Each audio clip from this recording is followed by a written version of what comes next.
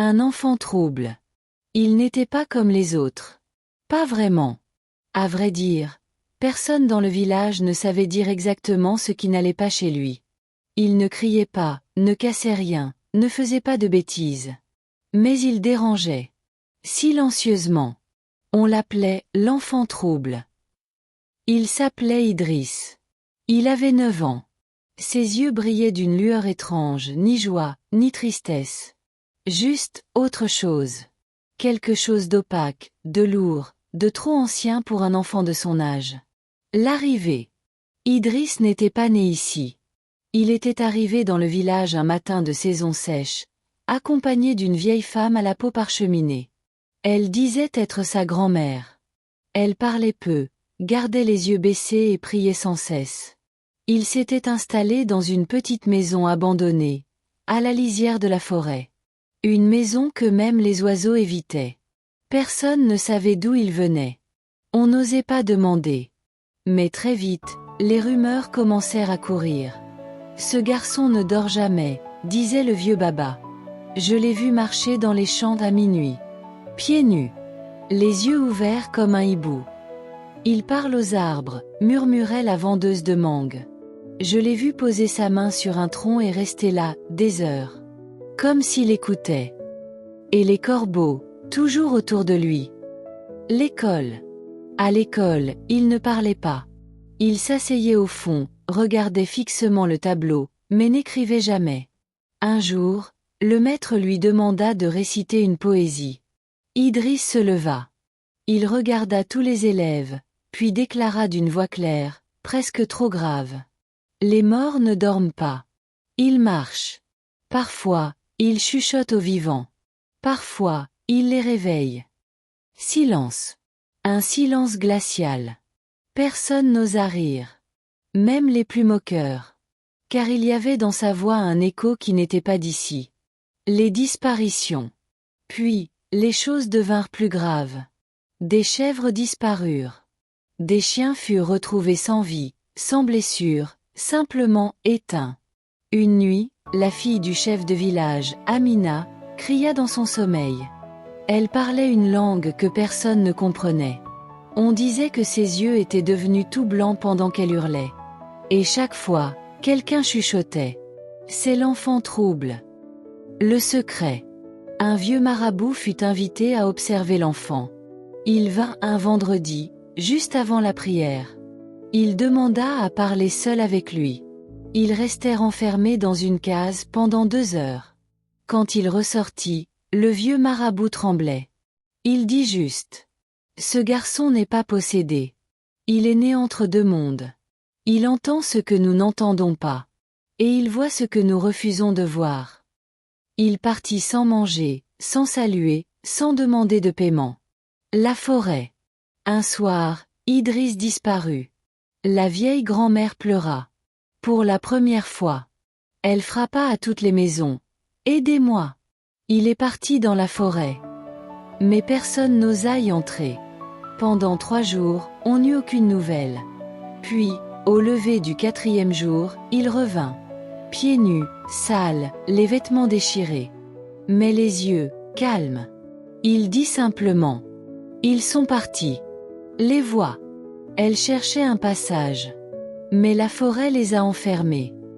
Il s'assit, mangea du pain, puis alla dormir. Et cette nuit-là, pour la première fois, il rêva. Le départ. Quelques semaines plus tard, la vieille femme mourut. Idriss l'enterra lui-même, sans pleurs, sans cris. Il planta une graine de baobab sur sa tombe. Puis, il prépara un baluchon. Quand le soleil se leva, il marcha lentement vers l'horizon. Le chef du village, qui l'observait de loin, dit « Cet enfant n'était peut-être pas un enfant. » Et personne ne le revit jamais. Le garçon qui ne jouait pas. Les enfants du village s'amusaient à courir après des pneus, à grimper dans les baobabs, à jeter des cailloux dans les mares. Mais Idriss ne jouait jamais. Il marchait lentement, parlait à peine. Ses yeux semblaient regarder à travers les choses, comme s'il voyait un autre monde au-delà d'une autre. Il passait des heures à observer des fourmis, à toucher les troncs d'arbres, à s'asseoir près des tombes sans peur ni gêne. Un jour, il s'approcha d'un serpent. Un vrai. Noir. Immobile. Il tendit la main. Le serpent ne bougea pas. Puis il recula. Lentement. Respectueusement. Les anciens se regardèrent ce jour-là. Quelque chose n'était pas normal. La parole inversée. À l'école, on tenta de l'intégrer. Il refusait d'écrire. Refusait de chanter avec les autres. Mais il connaissait tous les poèmes par cœur, avant même qu'on ne les lui enseigne. Un jour, il récita un texte que personne ne lui avait appris. La lumière ne fuit pas l'ombre. Elle s'en nourrit. Comme moi. Je ne suis pas né de vous. Je suis venu parce qu'on m'a envoyé. Le maître resta figé. Puis il ferma son livre. Et plus jamais, il ne l'interrogea. La vieille Mayo. Elle priait tout le temps. Mais jamais avec les autres.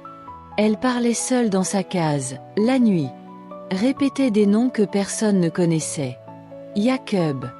Maba. Sarguin. Une nuit, le feu prit dans la brousse. Sans raison. Mais leur case, elle, resta intacte. Pas même une braise sur le toit. Elle dit alors. Ce n'est pas moi. C'est ce qu'il porte. Ce garçon n'est pas à moi. Il m'a été confié. Par des gens, que vous ne pouvez pas voir. Les marques. À mesure qu'il grandissait, des marques apparurent sur le dos d'Idriss. Des lignes, comme gravées à l'aiguille. Elles brillaient sous la lune. Le guérisseur du village dit. Ce sont des lettres. Pas d'ici. Ni arabe. Ni peul. Ni wolof. Mais elles parlent. Elles disent, gardien d'un secret ancien. Personne ne sut quoi faire. Les nuits sans fin. Chaque nuit, des bruits étranges montaient de la case. Des rires étouffés. Des tambours lointains. Des soupirs. Des murmures.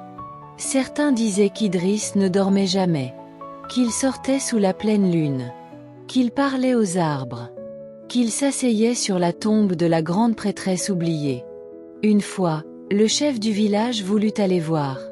Il revint, les cheveux blancs. Et n'en parla jamais. L'enfant et les morts. Quand les funérailles avaient lieu, Idriss était toujours là. Assis, silencieux, au bord du cercle. Et parfois, il murmurait à l'oreille des cercueils fermés. Un jour, une femme le vit. Il posa la main sur le bois, et dit « Ce n'est pas encore ton heure. » Le lendemain, le mort se réveilla.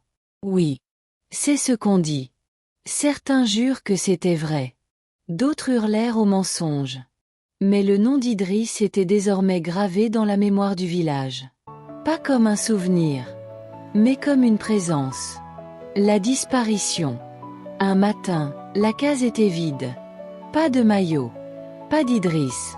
Aucune trace. Rien. Mais sur le sol, dans la poussière, il y avait une phrase écrite. Le trouble n'est pas en moi. Il est en vous. Moi, je ne fais que le révéler.